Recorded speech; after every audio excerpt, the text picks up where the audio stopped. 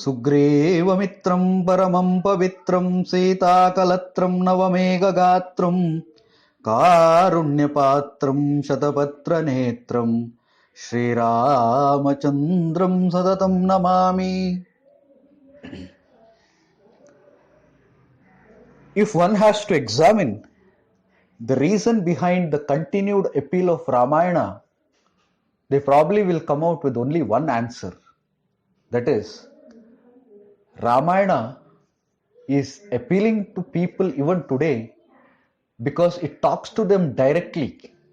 It talks to them directly through its central character Rama, who, like them, had to face the trouble and turbulences in life but still emerged victorious by following the path of Dharma. Ramayana essentially is a story of human beings. Though there are other kinds of creatures you find in Ramayana, it is essentially a human story. Ramayana consists of three different kinds of living creatures apart from humans. They are Devas, Danavas, and other living creatures. Now, Devas and Danavas can be considered as different kinds of civilization. And Ramayana talks about these three different kinds of civilizations: human civilization, Deva civilization, and Danava civilization, and how they interacted with each other. Ramayana also has the rich description of other kinds of living beings, such as animals, most importantly the Vanaras. There are also birds like Jatayu and Sampati. There are also trees and mountains like Mainaka, and the rich list of water bodies, rivers, ponds, and sea. Ramayana essentially describes how humans should relate to these different kinds of creatures.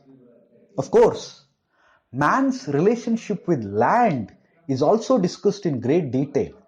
Ramayana has a rich description of lands. Now, there are three primary theatres of action: Ayodhya, Kishkinda, and Lanka, and you find a varied kind of landscape in Ramayana. You find snow-capped mountains, rainforest, river plains, islands.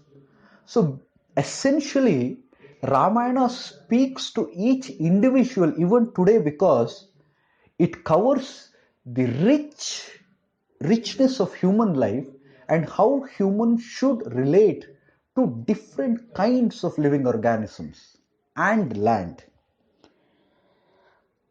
One more important characteristic of Ramayana is that it speaks about samskara and samskriti, two important concepts in Indian tradition. Samskara is individual behavior. Samskriti is collective norm of a society. How an individual should behave individually, in private, and how he should behave in a society. These aspects are covered very well in Ramayana. Now, these are basically described under the framework of Varnashrama Dharma in Indian tradition. Essentially, Varnas, which are described as Brahmana, Kshatriya, Vaishya, and Shudra, are classification of profession undertaken by humans. So you can understand Brahmana as intellectual class, Kshatriya as administrative class, Vaishya as business and agricultural class, and Shudra as service class. So how an individual should behave with these four sets of professionals is laid down in Ramayana in great detail. It also describes how an individual should behave with people who are in different stages of life. That is ashrama dharma. Ashramas are basically four: Brahmacharya, Grihya, Vanaprastha, and sannyasa. We can understand them as the learning phase, that is a student phase, the householding phase, and then the vanaprastha and sannyasa can be combined into the retirement phase. So, how an individual should deal with different professionals and with people who are in different stages of life. These are explained in Ramayana in a very wonderful manner. It does it in a very layered way. So, how should an individual behave privately? And how should he behave with his immediate family? That is, parents, siblings, partner, children, in laws, and friends. You find multiple illustrations of this in Ramayana. It also describes, as earlier said, as to how an individual should behave with different organs of the society, and as told in the beginning of this talk, how should an individual behave with different civilizations and different kinds of living creatures and non-living entities like land. In totality, Ramayana explains how a full-fledged individual who is in the right path should behave in the society.